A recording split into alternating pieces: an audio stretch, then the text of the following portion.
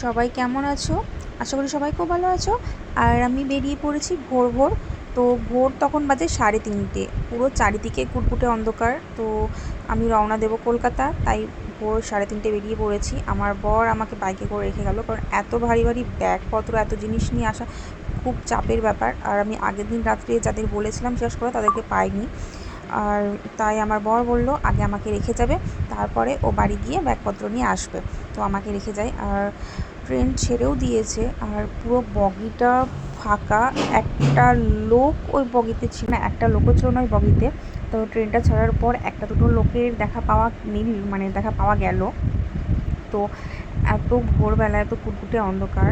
তো যাব কলকাতা। তো ফার্স্টে আমরা ভোরবেলায় এখান থেকে লালগোলা থেকে বেরোনোর পর আমরা রানাঘাটে পৌঁছোই। আবার রানাঘাট থেকে আবার পরে ট্রেন ধরে তারপর আবার যাই কলকাতা।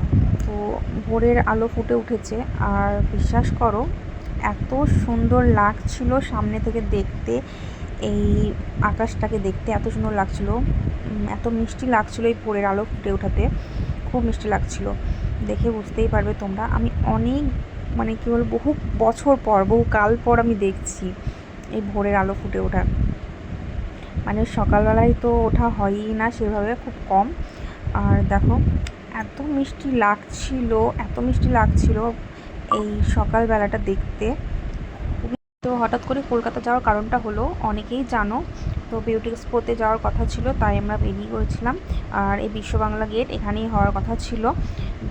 এইটা তোমরা অনেকেই দেখেছো, অনেকেই জানো। তো তারপর যাই।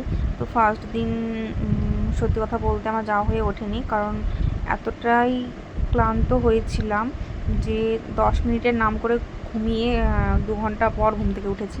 তো পরের দিন আমি গিয়েছিলাম।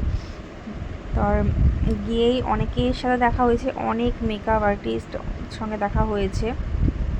অনেকে মেকআপ আর্টিস্ট দাদা দিদি, কি স্যার ম্যাডাম, অনেকের সঙ্গে দেখা হয়েছে। আর আমার অনেক ফ্রেন্ডসরাও ছিল ওখানে।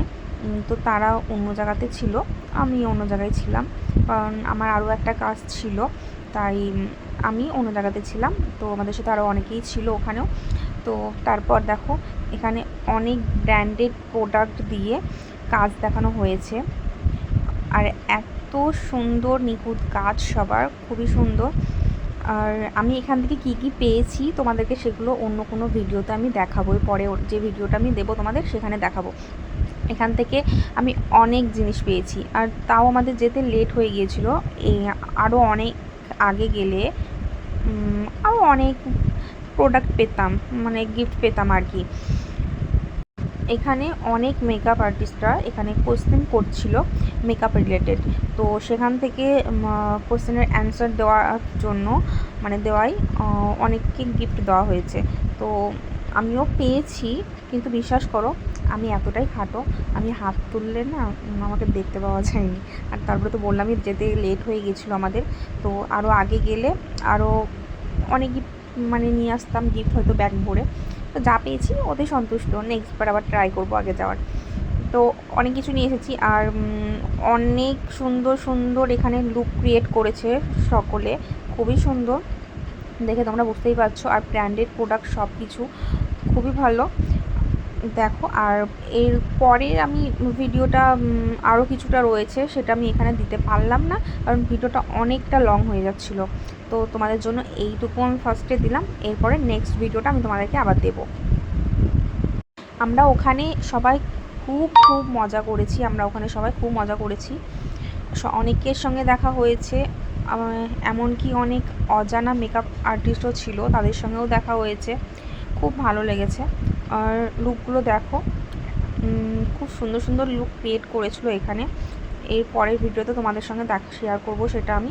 তো দেখো, দেখে কেমন লাগছে অবশ্যই জানাবে। আর এই লুকটা তো আমার খুবই খুবই পছন্দ হয়েছিল।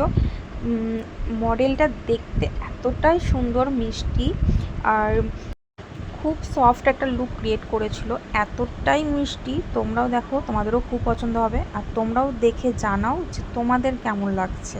আমার কিন্তু খুব পছন্দ হয়েছিল। তো পুরো ভিডিওটা তোমরা দেখো, দেখে তারপর কিন্তু আমাকে জানাবে যে তোমাদের কেমন লাগলো।